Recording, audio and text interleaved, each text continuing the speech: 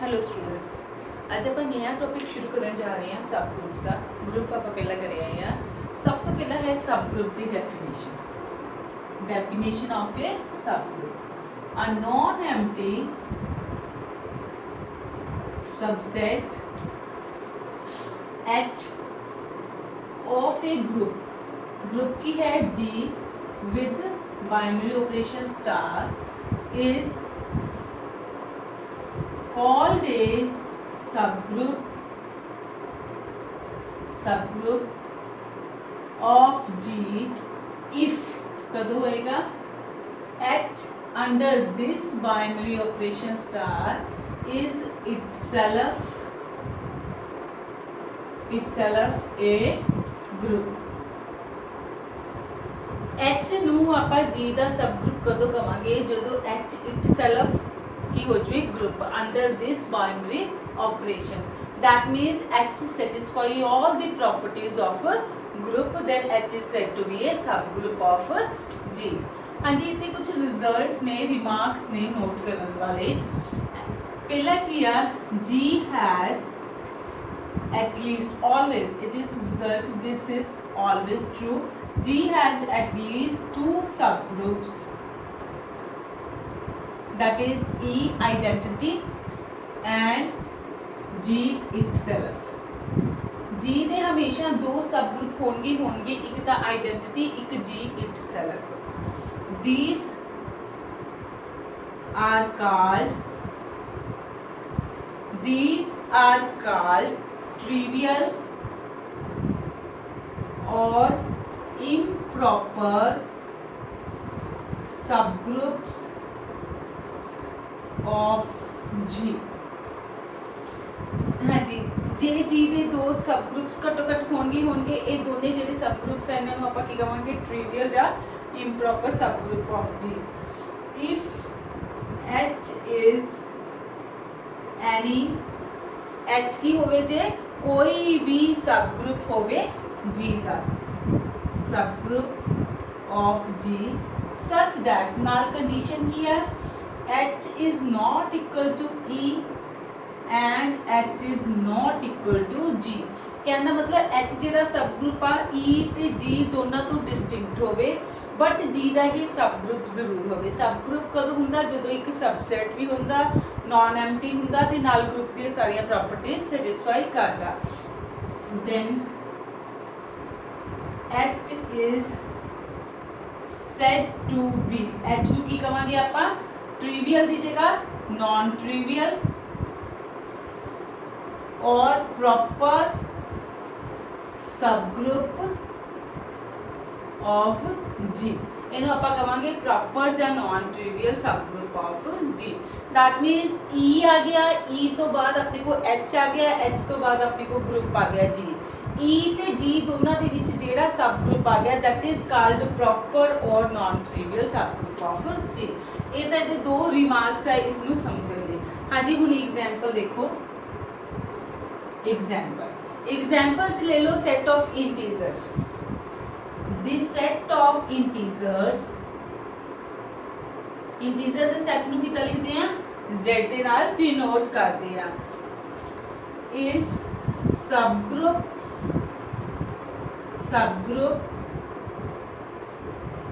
Of set of rational numbers is a subgroup of set of rational numbers with operation of addition। with लिख दो चाहे इतने under कर लो, under operation of addition. एक ही है example. हाँ जी, इसका सोल्यूशन देखो। एज सेट ऑफ इंटीजर्स ਨੂੰ Z ਨਾਲ डिनोट करते हैं, सेट ऑफ रैशनल नंबर्स ਨੂੰ ਆਪਾਂ Q ਦੇ ਨਾਲ डिनोट करते हैं। as we know that Z हमेशा सबसेट ਦਾ क्या होता set of integers is always a subset of rational numbers and set of integers is always non empty भी ਹੁੰਦਾ इंटीजर ਦਾ सेट नॉन एम्प्टी भी है ते सबसेट भी है। ਹੁਣ G ਦੀ जगह ਤੇ ਆਪਣੇ को क्या हुआ ग्रुप की जगह ते सब ग्रुप आपा प्रूफ करना H की जगह ते Z ਨੂੰ। नॉन एम्प्टी सबसेट ये अपने को आ गया।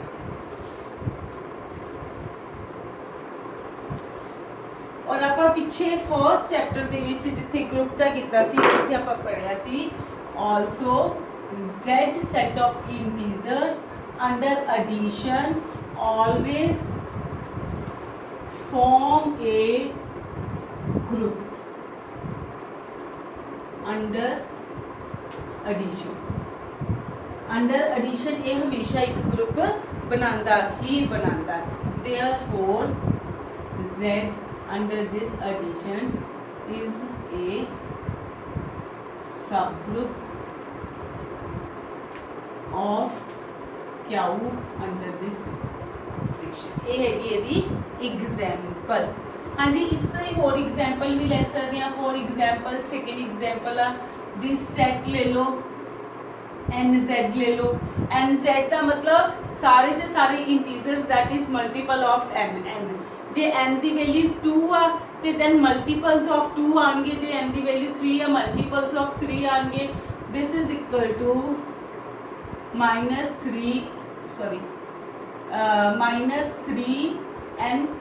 -2n -n 0 n 2n 3n up to so ये कोई सेट है। ठीक है जी। Of all integral multiples of n दे इंटेग्रल मल्टीपल्स का कोई सेट है is a subgroup of A subgroup होएगा कादा सेट ऑफ इंटीजर्स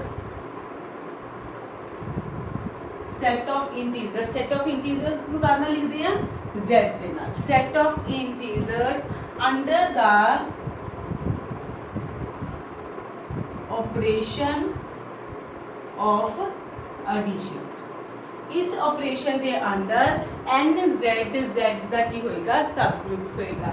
कदों होएगा जदों NZ ग्रुप दियां सारियां प्रॉपर्टीज। हाँ जी, नैक्सट ये कुछ प्रॉपर्टीज आप करन जा रहे हैं।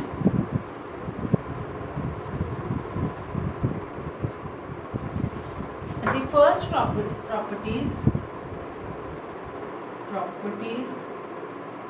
ऑफ सब group.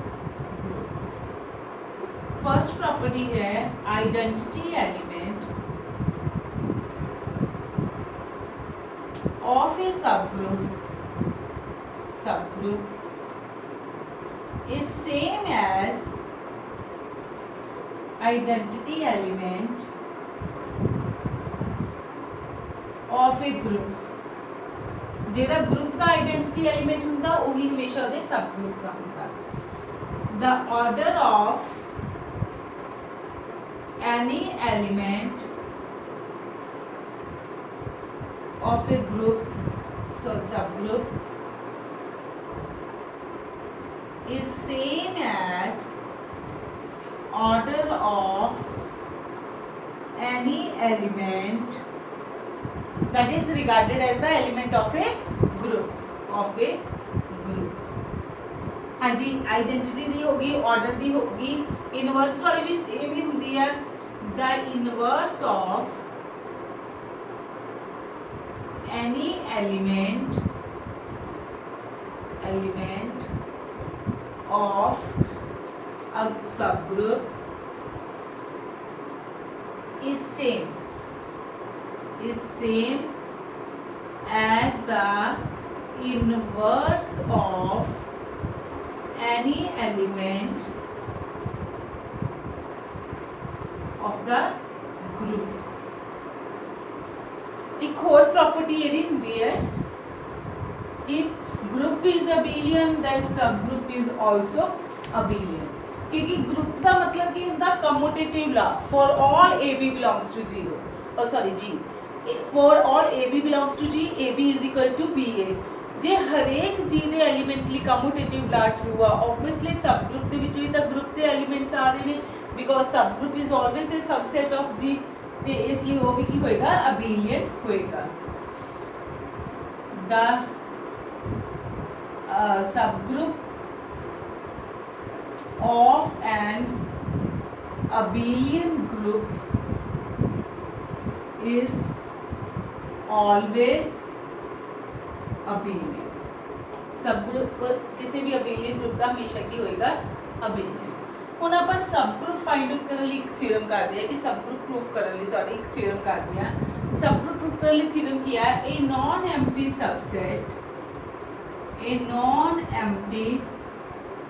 Subset H of a group G is a subgroup।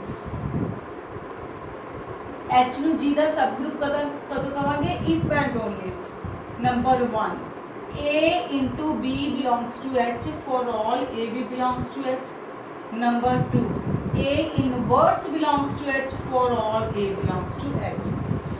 ਆਪਾਂ ਕੀ ਕਿਹਾ ਸੀ ਸਭ ਤੋਂ ਪਹਿਲਾਂ ਡੈਫੀਨੇਸ਼ਨ 'ਚ ਕਿਸੇ ਵੀ ਸਬਸੈਟ H ਨੂੰ G ਦਾ ਜਿਹੜਾ G ਦਾ ਹੋਵੇ ਉਹਨੂੰ ਸਬ ਗਰੁੱਪ ਕਦੋਂ ਕਵਾਂਗੇ ਜਦੋਂ ਚਾਰ ਪ੍ਰੋਪਰਟੀ ਸੈਟੀਸਫਾਈ ਕਰਦਾ ਗਰੁੱਪ ਦੀਆਂ ਸਾਰੀਆਂ ਪ੍ਰੋਪਰਟੀ ਸੈਟੀਸਫਾਈ ਕਰਦਾ।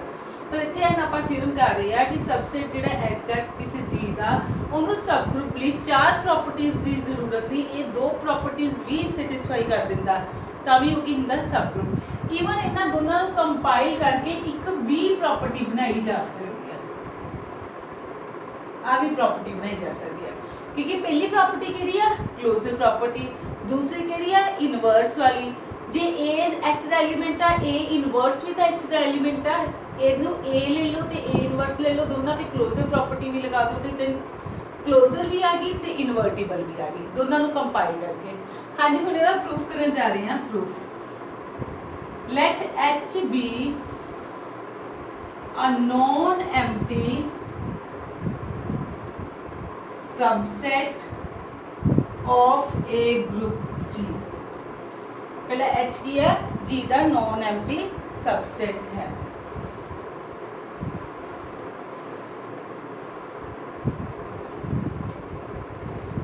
सपोज दैट हम आप प्रूव करना है H सब ग्रुप होएगा जे दो कंडीशन सैटिस्फाई होंगी और जे दो कंडीशन सैटिस्फाई कर रही है तो ये भी होएगा subgroup. So suppose that H is a subgroup of G। मान लो सबग्रुप है, जे सबग्रुप है then H satisfy all the properties of a group, सारी प्रॉपर्टी सैटिस्फाई होंगी ऑब्वियसली। देन पहली प्रॉपर्टी क्लोजर वाली भी सैटिस्फाई होएगी, एसोसिएटिव वाली भी सैटिस्फाई होएगी, इनवर्स वाली भी, आइडेंटिटी वाली भी सारी सैटिस्फाई होंगी। और ये दो प्रॉपर्टीज का आनगियां therefore first and second holds, therefore we prove the result। या फर्स्ट पार्ट जो आपने खुशी होगी प्रूव कर देगा। हाँ जी हम देखो आगे कन्वर्सली हम आप सपोज करना ये दो कंडीशन सैटिस्फाई कर रही ने तो H की है सब ग्रुप है। Let H be a subset